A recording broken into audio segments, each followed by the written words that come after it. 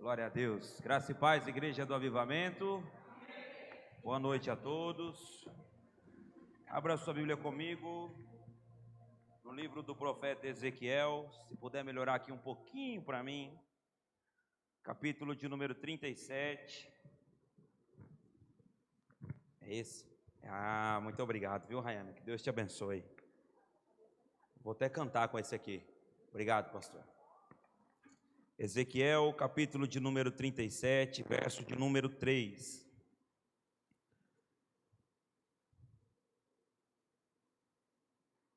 Quem achou, diga amém. Vocês estão bem, irmãos? A semana está difícil? Tá, gente? Vocês estão agoniados, né? Vocês querem que 2025 acabe logo, não é verdade? Eu não vejo a hora, vai que eu ganho alguma coisa esse final de ano, porque depois que passa de uma idade, a gente já só dá presente, ganhar presente fica difícil, não fica? Eu estou torcendo para esse ano Deus tocar no coração da minha esposa, Deus tocar no coração do meu pastor, né? Deus tocar, fica aqui uma indireta santa, aleluia. Deus tocar no coração do meu amigo Murilo, que é concursado para a glória de Deus. Amém, gente? Vocês me ajudam aí, porque senão eu vou passar do horário. Brincadeira, pastor. Ezequiel 37, verso 3 diz assim: E me disse, filho do homem, porventura viverão esses ossos? E eu disse, Senhor Deus, tu o sabes. Então me disse, profetiza sobre estes ossos, e disse-lhes, ossos secos, ouve a palavra do Senhor.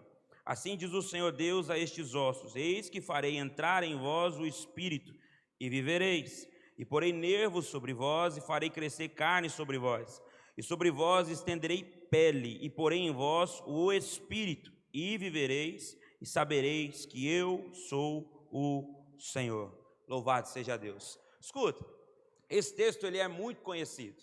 Se nós voltarmos a alguns capítulos, nós vamos observar a tamanha profundidade do ministério do profeta Ezequiel. Esse homem que narra de maneira muito específica e muito singular as suas experiências com o Senhor. Não como alguém que traduza tudo que viveu com Deus de maneira simplória, não é essa a questão. Mas é que dentro de uma linguagem compreensível, consegue também trazer o nível de profundidade das suas experiências com Deus. Obrigado. Então, quando nós olhamos para esse texto aqui, nós tomamos a proporção de uma experiência extraordinária. Nós observamos e vemos alguém que se diz conduzido pelo próprio Deus a um lugar inabitável, a um lugar de dificilmente escolha pela maioria de nós aqui presentes, a um lugar que, por conjectura, por analogia, nós associamos a um momento de dificuldade, ao que nós repudiamos de fato, que é o vale. Ezequiel diz, olha, o Senhor então se apresentou a mim e a mão dele me levou a um lugar. Todas as vezes que você pensa, faça esse exercício agora, imagine o lugar em que você gostaria que Deus te levasse. Eu duvido que seria um vale. Certamente, quando nós falamos acerca de Deus fazer algo por alguém, na nossa mente, de imediato, nós queremos atribuir isso a algo que seja visivelmente ou claramente muito bom. E estar no vale, por mais que estando ao lado do Senhor ou com o Senhor, o que já é muito bom, porque de nada adianta estar em palácios ou em lugares onde Deus não está, por melhores que sejam, ou pela melhor aparência que eles tenham, sabe, o vale não é de assimilação fácil para a nossa mente. Se eu dizer a você, assim, olha, bom vale para você essa semana, você vai me repreender e dizer que eu estou endemoniado, não é verdade? Ninguém gosta disso. A gente canta que nós vamos subir o monte, que muitos desistiram, e aí nós vamos ficar lá, né? Essa canção do Morada, que a gente declara o tempo todo, é isso. Mas aqui não, aqui esse homem está dizendo, olha, eu fui para um lugar onde eu não escolheria naturalmente. No entanto, aqui já não cabe mais a minha escolha, cabe a escolha de quem se apresentou a mim e me conduziu até lá. Essa noite ela é muito profética, eu sei que você está muito tímido, mas eu quero dizer que Deus vai te dar um chacoalhão aqui por dentro essa noite. Porque tem gente aqui que entrou questionando a Deus por essas portas, por que está onde está? Vou te dizer, porque um dia você entregou sua vida para Deus e agora Ele te leva para onde Ele quer. Se a resposta de Deus que você queria era uma, está aqui, ó. Está onde está porque Deus quer. Pode não ser o lugar da sua escolha, pode não ser o lugar da sua decisão, sabe, mas é o lugar que Deus quis te levar nesse tempo. Nós estamos em um ano de transformação e a maioria delas se dá no nosso interior, não são visíveis. Mas hoje Deus me trouxe aqui para dizer algo claro a você. Deus agora vai começar a mudar as coisas que estão diante dos seus olhos. Sabe, eu subo aqui nesse altar constantemente, ministrando palavras de oferta, juntamente com os meus irmãos, e nós aprendemos, sabe, nós contribuímos com a igreja diante de uma informação, ou melhor, de uma revelação que mudou a nossa vida, que é não falar acerca do que estamos vendo, mas falar aquilo que queremos ver. Essa é a declaração da nossa fé. No entanto, eu venho aqui com muita ousadia da parte de Deus dizer a você: Deus está mudando aquilo que os teus olhos estão vendo. Deus está. Existem transformações que Deus fez para o lado de dentro, mas agora Deus vai mudar algumas coisas que estão para o lado de fora. E é para isso que Deus te levou para esse lugar, vale. Existe um momento na Bíblia, Joel 3,14, se eu não me engano, vai dizer: multidão, multidão, no vale da decisão. Essa decisão não é da multidão no texto, é do Senhor, que vai julgar quem sobe e quem não sobe. No entanto, esse vale, ou melhor, o nosso, não tem multidão, a gente está sozinho, é só nós e Deus. Olha para quem está do seu lado e fala assim: você me perdoa, mas você está sozinho nessa. É você e Deus, se vira, fala para ele. Fala assim: ó, eu tenho uma palavra profética para você, fala para ele. Se vira. A nossa vida é de Deus, sim ou não? E estar em Deus, olha aqui para mim, não pode, na nossa vida, a gente é crente inteligente. A nossa fé não rouba a nossa racionalidade, amém, igreja? Amém ou não amém? A gente não pode ser cético, a gente não pode ser emocionado, a gente não pode ser imaturo, e a gente tem que caminhar por uma perspectiva de fé. Ou, quando a tua fé falhar, se apega ao que a palavra diz, e está tudo bem, mas não caminhar pelo relatório dos nossos olhos. Escuta, tem muita fase boa da nossa vida onde Deus não está. E tem muitos momentos de escassez e de dificuldade onde Deus está. Tem muita fase de bonança, de se assentar à mesa com inúmeras pessoas e dar risadas, onde Deus não está presente. Mas tem muita noite escura, sombrias, de solidão, de solitude, onde Deus está presente. A nossa vida não diz respeito ao que está acontecendo diante dos nossos olhos, ela diz respeito ao propósito que Deus tem para cada um de nós, que é diferente. É por isso que tem gente aqui hoje que está vivendo o melhor momento da sua vida. É por isso que tem gente aqui hoje que está ganhando muito dinheiro. É por isso que tem gente aqui hoje que o casamento nunca esteve tão bom como está. Mas tem gente aqui que está em crise. Tem gente aqui que quer desistir. Tem gente que vem no culto na marra. Tem gente que vem como uma última cartada, como se Deus tivesse que te provar alguma coisa. Olha, eu vou lá, se o senhor não falar comigo, se ele não falar, vai, o que sobra para a gente fazer? Voltar outro dia e esperar que ele fale. Ele não me deve satisfação de nada, na minha vida ele faz o que ele quer e está tudo certo. Se der tudo certo, glorificado seja o nome do Senhor. Se der tudo errado, a glória é dele também. Porque pode dar tudo errado hoje. Eu ministrei aqui esses dias, essa palavra está no meu coração. Eu não quero esquecer dela nunca mais. É a oração de Asaf, Salmo 73. Eu olho para o ímpio e vejo ele desprezando Deus e parece que não dá nada errado, está tudo bem. Aí eu olho para o justo, ele fazendo tudo certo, sofrendo. Eu fico indignado. Ele diz: mas quando eu chego na presença de Deus, aí eu entendo a diferença, e a diferença é o fim. Bobagem de crente é assimilar a sua vida, se está tudo bem, se Deus é contigo, sim ou não, pelos dias corridos, pelos dias atuais. Não, olha para o fim, irmão. Está tudo bem na sua vida, mas se hoje for o fim, você sobe ou você fica? Sabe, existe Deus na escassez, existe Deus na dificuldade, e existe Deus no vale também. A Bíblia diz, Ezequiel diz assim: olha, esse Deus me leva para esse vale e me faz observar o que é que está presente no lugar em que eu estou. Pergunte a quem está perto de você, diga assim: o que é que seus olhos estão vendo, hein? Vamos lá, eu vou descer aqui, que eu aprendi com meu pastor, eu gosto também. Diante da perspectiva que você entrou aqui essa noite de quarta-feira, como é que está a tua vida? Todo mundo aqui é crente maduro, nós temos acesso ao mesmo exemplar da Bíblia Sagrada. Deus fala com todos nós aqui. Deus não tem filhos prediletos. Quem quiser ouvir, quem tem ouvidos para ouvir, diz o livro de Apocalipse, ouça. É só ter ouvido, é só desejar ouvir, você escuta. Deus não fala mais com um do que com o outro, não. Deus tem boca e fala com todos. Deus não faz acepção de pessoas. Do mais espiritual ao que está aqui dentro, ao mais carnal de nós, Deus nos ouve e é capaz de nos corresponder. Agora, diante de tudo isso, nos vale também assumir a nossa responsabilidade no que diz respeito a tudo quanto Deus tem dito, a tudo quanto Deus tem feito, que é que isso tem gerado de transformação na nossa vida. Porque assimilar a palavra de um profeta, assimilar a palavra de uma liderança espiritual, de um sacerdote, de um pastor, dizendo 2025 é um ano de transformação, paquerar essa palavra, desculpe a expressão chula da paquera, mas paquerar a palavra como alguém que olha, acha até bonito, é um rema, é legal, é bacana, faz sentido, eu acho que faz jus acho que se empolga a igreja, não, é legal ter uma palavra. Escuta, é o que o Camerson acabou de dizer, isso não é um slogan do seu ano, não. Como é que foi 2025 para você? Um ano de transformação. Isso não é para você lembrar daqui a 2, 3 anos pelo Facebook. Isso é para você lembrar sabendo do que Deus fez na sua vida nesse tempo. Uma palavra não pode voltar para Deus vazia. Diz a Bíblia que ela não volta. Mas eu não acredito num Deus que age na nossa vida por obrigatoriedade. Eu acredito num Deus que nos deu o maior poder que o mundo já viu. A escolha. E ter relação com esse Deus, ter relacionamento com esse Senhor, ouvi-lo e correspondê-lo, são duas coisas bem diferentes. Estar no lugar onde a transformação acontece e vivê-la é bem diferente. Essa igreja trabalha com encontro com Deus. Tem gente que sai do encontro e desvia. Escolha.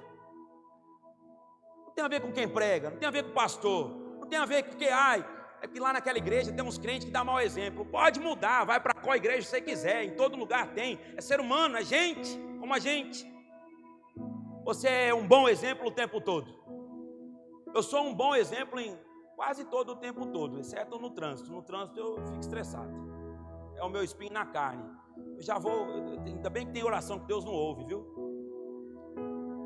É verdade, hoje mesmo eu vim aqui, pregando. Deus, misericórdia, vou confessar meu pecado.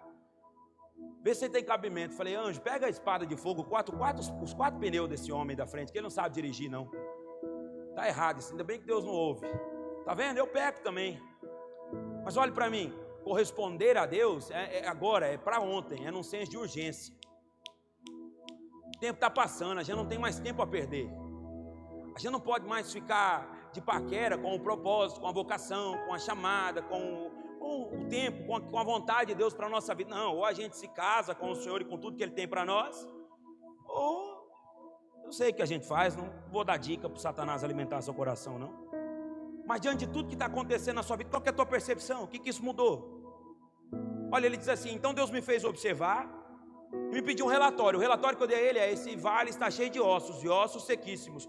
E aí vem uma pergunta extraordinária da parte de Deus. Eu acho tão lindo, sabe, a humildade, é o que nós cantamos, a humildade que Deus tem. Aí Deus nos faz uma pergunta, como se nós humanamente fôssemos capazes de dizer a Ele um sim ou não, ou dar a Ele uma resposta exata, né? O apóstolo, quem escreveu o livro de Romanos, o apóstolo Paulo, diz assim: quem, pois, conheceu a mente do Senhor para que pudesse instruí-lo? Nenhum de nós. No entanto, Deus nos faz perguntas, sim ou não? Quem aqui já foi questionado pelo Senhor? Eu já fui algumas vezes. E é tão difícil dar a Deus algumas respostas. Ele diz: então, Ezequiel, eu tenho uma pergunta a você. Agora pega isso para a sua vida, vai. A pergunta de Deus para você é: diante do que os seus olhos estão vendo, diante do vale de ossos secos, Ele pergunta assim: olha, poderão viver esses ossos? Qual que é a resposta, gente? Vamos lá que está no texto. Senhor, tu? Então, a respeito da nossa vida, quem sabe é Deus. Para de atribuir responsabilidade para quem não merece ela. Olhe para mim, para de acarretar para as outras pessoas fato que elas não precisam. A responsabilidade da tua vida é de 2 pessoas só, sua e Deus. Sua e Deus.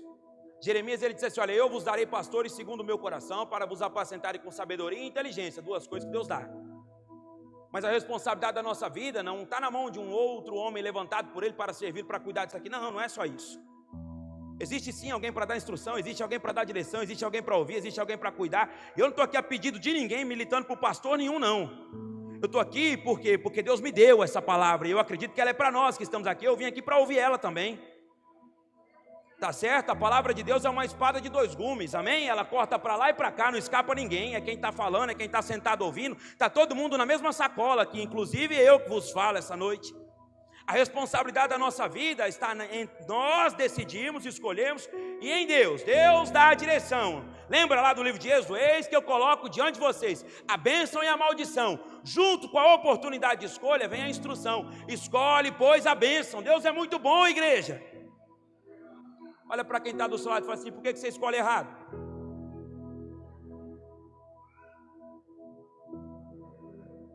Deus do céu, parece que a gente está lidando, a gente volta a ser criança em coisas que não é para ser criança. Jesus disse assim: olha, deixai virem as minhas criancinhas, porque delas é o reino dos céus. Por quê? Eu me lembro de uma palavra que nós fomos ministrados há alguns anos atrás, porque criança tem pelo menos 3 características. Uma eu não sei se eu vou lembrar, mas 2 eu lembro claramente: pureza e inocência. A pureza e a inocência da criança a gente não tem. A gente preserva a malandragem, né, do adulto. Mas a capacidade de saber que algo vai nos fazer mal, ir lá e colocar o dedo como uma tomada, a gente faz. Se a gente tem noção, sobriedade, condição de raciocinar, de pensar acerca do que é bom para a nossa vida, e o que é bom não é o que a gente acha, é o que está escrito, porque tem muita coisa que você acha que é boa e não presta. Você já comprou algum produto achando que ia ser bom e não prestou? Quem já fez isso? Levanta a mão. Claro, você fica vendo patrocinado da Shopee. Eu tenho uma raiva de Shopee. Mas Shopee é bom, é baratinho, mas nada que eu comprei lá prestou, por isso que é baratinho. Não é horroroso, né? Hoje em dia, antigamente, a mulherada ia arear as panelas, né? Era aquelas buchas de aço, aquele sabão de álcool, que saía o couro da mão junto com a bucha, com a tinta da panela, com tudo, ficava aquela coisa brilhando. Esses dias atrás, cheguei em casa, tinha uma caixinha assim, ó. Minha mulher ganhou um negócio, a Manu ganhou um negócio lá em casa. Eu cheguei, olhei para aquela caixinha, falei, eu não acredito nisso que eu estou vendo. Se minha avó ver um trem desse, ela infarta, ela vai chamar você de preguiçosa. Era como se fosse uma vassourinha que você encaixava numa pistola, você apertava um botão, aquilo rodava sozinho para esfregar a panela. Eu falei, isso é o ápice da preguiça do ser humano. Isso aqui, se uma senhora de 60, 70 anos ver, ela infarta. Isso aqui não existe fazer. Não limpa, aquilo não presta. É horroroso aquilo. Mas a gente vai lá e compra. Existem inúmeras coisas na nossa vida que a gente acha que é o caminho certo, não é assim? Do homem às preparações do coração. O que é que você tem planejado para o teu ano de 2026? Ah, eu não tenho planejado nada, vou viver na dependência do Senhor. Conversa fiada. A Bíblia diz que o nobre prospera dentro do seu planejamento. É isso que Deus faz. Amém ou não amém? Então, fica a dica aí, começa a planejar seu ano. Mas olha lá, existem coisas que a gente imagina que é bom para a nossa vida e não é. Então o que nós precisamos? Nos ater à palavra do Senhor. Sabe, preservar em nós aquilo que Deus tem mudado na nossa vida. Sabe, é estar dentro de um cenário onde algumas coisas não estão agradáveis, que talvez seja a ocasião da tua vida hoje, mas saber que se Deus está com você lá, está tudo bem. Olha para quem está do seu lado e diga assim, o dia que te faltar só dinheiro, fala para ele, diga assim, agradeça. Não tem problema, o problema não é estar sem o dinheiro, o problema é estar sem Deus que provê o dinheiro. Sem dinheiro a gente já teve, um dia pode ser que esteja de novo, mas enquanto a gente tiver Deus, a gente tem um provedor. Felipe Rodrigues cantou uma música agora, gravou dizendo, és o meu provedor, ele não falha, irmão, ele não deixa faltar nada na nossa vida. Sabe, mas esse é o momento, e essa é a pergunta, poderão ver, Senhor, tu o sabes. Olha para mim, da sua vida quem sabe é Deus. Amém ou não amém? Da sua vida quem sabe é Deus. Vou dizer de novo para você, e vou liberar a palavra que está no meu coração, e porque quem sabe é Deus. Deus diz a você assim, olha, então profetiza. Irmão, vou te dizer uma coisa aqui, ó, o que Deus colocou no meu coração. Tua vida muda tudo hoje, se você quiser. Você pode não acreditar, a gente é teimoso, a gente quer ser mais crente que Deus, né? Quer ver uma coisa? A pessoa vem para a igreja, se arrepende, aceita Jesus, volta para casa, era mentiroso, era adúltero, era viciado em pornografia, era ladrão, era, sabe lá Deus o que era, corintiano, volta para casa falando que aceitou a Jesus, diz assim, olha, eu mudei, eu sou uma nova pessoa, você acredita? Você não acredita. A gente é uma igreja, a gente precisa como igreja adestrar o nosso coração, nós precisamos mudar, isso a gente precisa mudar, eu preciso mudar, estou falando de mim. Se a gente prega uma palavra que diz que Deus pode mudar a nossa vida e a gente só precisa tomar uma decisão, a gente precisa começar a mudar a nossa perspectiva acerca das decisões das pessoas que estão à nossa volta também. Amém ou não amém? Isso precisa bastar para nós. Agora, nós somos teimosos, nós queremos estabelecer protocolos, ou como se alguém tivesse que provar alguma coisa, inclusive Deus para nós mesmos. Então, quando a gente diz que Deus vai mudar a nossa vida, a gente sai de um lugar, de um ambiente espiritual como esse aqui, começa a observar ela amanhã, nas coisas mais visíveis, nas coisas palpáveis, e se nada aparentemente mudar, de repente, a gente não acredita que Deus mudou. Olha para mim, para de ser bobo, para de deixar o diabo te enganar. Sabe, talvez você entrou por essa porta aqui hoje precisando de uma mudança, de uma transformação real na sua vida. Ouviu uma pregação, ouviu palavras o ano todo, e talvez o ano todo a incredulidade travou e não deixou essa palavra alcançar o território do teu coração. É por isso que você não mudou. Não é porque Deus não quer te mudar, não é porque você é menos, não é porque Deus não quer transformar, é porque o corresponder é nosso. A escolha ela é nossa, a decisão é nossa, a porta é Deus quem abre, entrar por ela é escolha nossa. Ou melhor, vou te dizer, na porta é Deus quem bate, abri-la para Ele entrar e ceiar conosco, é escolha nossa. A transformação que você precisa viver ainda em 2025, para entrar em 2026, diante de uma nova perspectiva de vida, fé e futuro, não está apoiada em nenhuma outra pessoa, a não ser no Espírito que te traz vida, a não ser no Senhor que te sustenta, e a não ser em você que tem a chave para abrir a porta e deixá-lo entrar. Essa é a verdade. Senhor, tu sabes, então tá bom, se eu sei, vou te dar uma direção, profetiza. Sabe quando a nossa vida vai mudar? Quando a gente se posicionar em corresponder a Deus, não pela nossa perspectiva natural, não, eu acho que eu estou sendo um bom cristão, eu acho que eu estou sendo um bom crente, não, eu acho que eu estou sendo alguém comportado. Não é isso que Deus quer, Deus não é legalista. Não é só pagar as nossas contas em dia, não é só não falar um palavrão, não é só não trair a esposa ou o marido, não é isso. Irmãos, pelo amor de Deus, corresponder a Deus vai muito além. A ordem de Deus a Ezequiel é profetiza. Abre a boca, libera a palavra. Já imaginou você, se ao invés de profetizar, ele ficasse no espírito de concordância? Tá bom, Senhor, eu sei que o Senhor pode. Tá bom, Senhor, eu sei que o Senhor faz. Tá bom, Senhor, pelo amor de Deus, olhe para mim, pare de se eximir da tua responsabilidade como filho de Deus. O cenário está caótico, não está do jeito que você quer que ele mude. Está aqui uma outra resposta da parte de Deus para você. Deus está com você no vale, e há uma ordem agora: abra a sua boca e profetiza. Provérbios 18, 21, se eu não me engano. Na boca, na língua está o poder da morte e da vida. Quem gosta de usá-la, deve saber que vai comer do seu fruto, ou seja, vai viver o que diz. Apóstolo Valnice Milhomes diz assim: olha, não ouse verbalizar aquilo que você não quer viver. Eu não estou te dizendo para a gente entrar por uma fé positivista, não. Começa a declarar que as coisas boas vão acontecer, não diz respeito só à nossa palavra, mas à nossa escolha, à nossa decisão diária, sabe, ao nosso posicionamento firme, enquanto homens e mulheres de Deus. Mas a chamada de Deus aqui para nós essa noite é: está no vale, eu que te levei aí. O cenário não está do jeito que você quer, e você quer que mude. Há uma pergunta: pode voltar a viver esses ossos? Olha para quem está perto de você e diga assim: ó, sua vida espiritual pode melhorar? Pergunta a ele. Fala aí, sua vida financeira.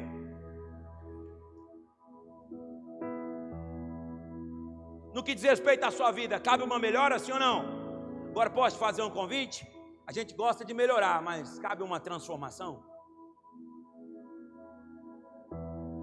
Não é só um upgrade, não é isso. Não é melhorar teu carro, tua casa, tua rentabilidade financeira na empresa que você trabalha, digere e possui. Não é isso, mas é uma transformação. Cabe? Tem disposição? Tem, sim ou não? Depois que esses ossos se ligarem um ao outro, se levantar um grande exército, tem disposição para direcionar o exército?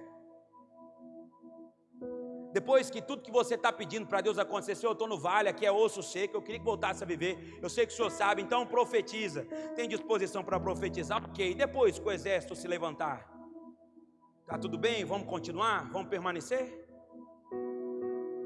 Ou agora o exército está de pé, agora o cenário mudou, agora a vitória chegou, eu posso descansar? Não, não pode. Quando o cenário mudar, a vitória chegar, aí não é mais hora da gente ser assistido, é hora da gente assistir. Deus não vai te permitir estar em uma zona de conforto, em estado de comodismo, não nos cabe mais. Olhe para mim, talvez hoje o teu osso seco é a tua vida financeira. Deus quer te prosperar, o teu dinheiro te servir e servir a muitos. Não é para te trazer conforto só. Talvez hoje os ossos secos sejam o teu casamento. Deus quer fazer isso aí se tornar um forte exército. Mas não é para a tua vaidade, nem para o teu conforto. Não, eu só quero que lá em casa as discussões acabem. Não é para isso. É para você ter condições de instruir outros casais. Talvez hoje Deus quer melhorar teu carro, mas não é só para você andar num carro melhor. É para você poder inspirar a gente, é para você poder carregar a gente, é para você poder... Consegue entender que não diz respeito a nós mesmos? O dia que você assimilar que a tua vida não é só sua mais, você já entregou ela para alguém, ela tem dono. Que a gente não vive só o fruto das nossas escolhas, existem coisas que não partem de mim, partem do nosso Senhor, partem do meu Deus, é Ele quem me condiciona a viver. E a nossa sabedoria é obedecer a Deus e assimilar que tudo que acontece na nossa vida diz respeito ao nome dele ser glorificado e alcançar mais gente. A gente para de dar tanto trabalho para os outros.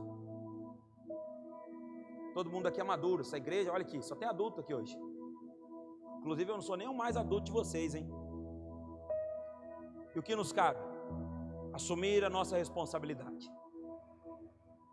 Usar a transformação como slogan não vai fazer sentido na nossa vida. A gente vai ser um bando de religioso. Talvez foi assim que você conduziu o seu ano de 2025 todinho. Foi um ano bom, Paulo. É mesmo? É. Eu vivi algumas experiências com Deus, mas vem cá, elas te agregaram um nível de informação? Elas só te fizeram se emocionar por alguns dias? Ou elas foram um combustível para uma transformação real, verdadeira, genuína e que é constante na sua vida? Das experiências que você teve com o Senhor nesse ano, isso te transformou ou isso te fez uma aparente melhora que você cedeu com o tempo? Isso te fez vencer um pecado lá em janeiro, fevereiro, em abril você estava pecando a mesma coisa de novo? Se manter constante é uma escolha nossa, é uma decisão nossa. Fazendo o quê? Eu estou terminando. Vida de oração, jejum, adoração, entrega, envolvimento com a obra do Senhor, com a casa de Deus, sabe, discipulado. E aqui a gente tem liderança para nos discipular. Mas e o discipulado que só o Senhor pode nos proporcionar? Olhe para quem está perto de você e diga assim: vamos dar menos trabalho a partir de hoje? Fala assim: eu dou menos trabalho para você. Fala para ele. Se você está do lado do seu cônjuge, aproveita. Fala assim: eu dou menos trabalho para você. Assim, você dá menos trabalho para mim. Final do culto, você levanta, vem aqui na frente, abraça cada um dos seus pastores. Fala assim: eu vou dar menos trabalho para o senhor. Se só eu já der um pouco menos, já alivia bastante o fardo. Mas é verdade. É a nossa responsabilidade. Te dizer uma coisa, diante do vale que você está, profetiza. Toma postura. Toma posicionamento. Não fica terceirizando nada na sua vida, mas não.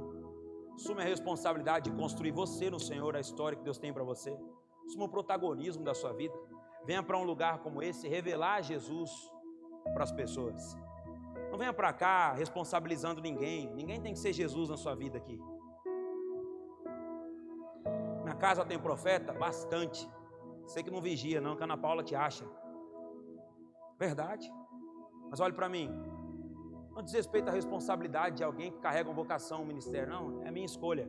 Senhor, eu quero te ouvir. Eu quero te corresponder. Essa é a minha decisão. Tem muita coisa que você está esperando vir de uma imposição de mãos. E é só uma escolha sua. Fique de pé no seu lugar, por gentileza.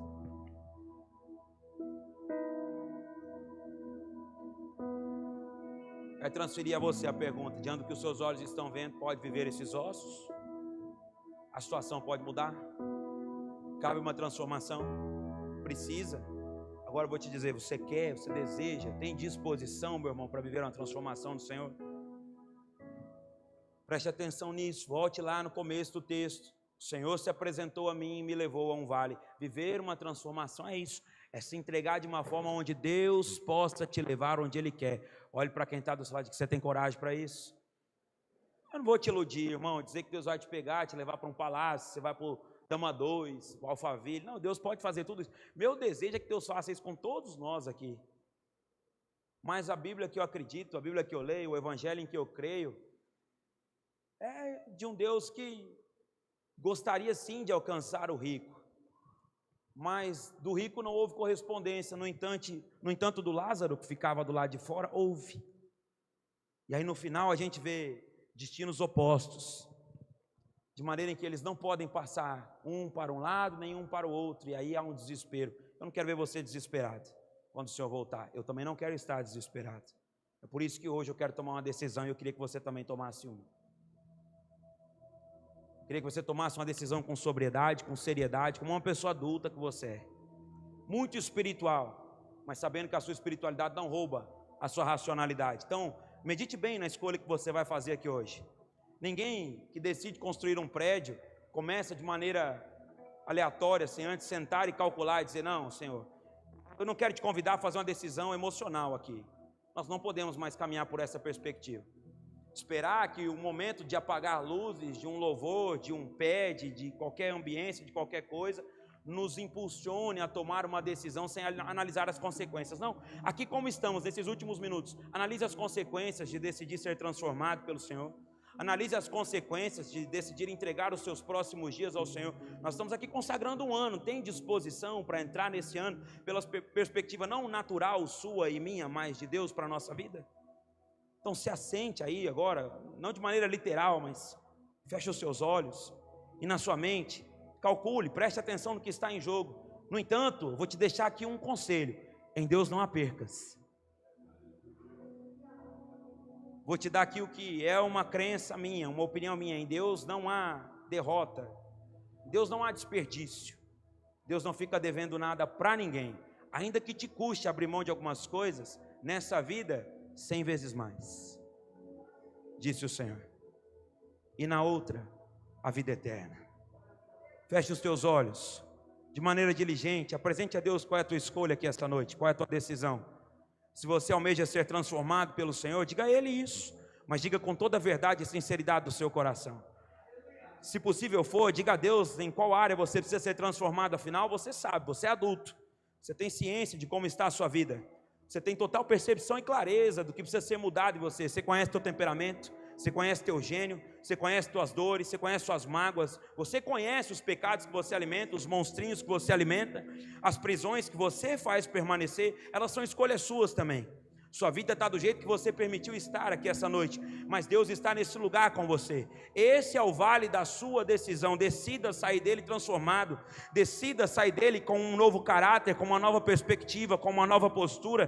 Decida sair dele transformado pelo Senhor, apto a viver uma nova estação. Decida sair dele não impactado nas suas emoções, mas com uma decisão espiritual, de ordem espiritual, diligente, com sabedoria, com sobriedade, pronto, preparado para viver a vontade plena de Deus para a sua vida. Vamos, esse é o seu momento, esse é o mais alto que você pode orar. Ore numa altura em que você possa ouvir a sua voz, por gentileza.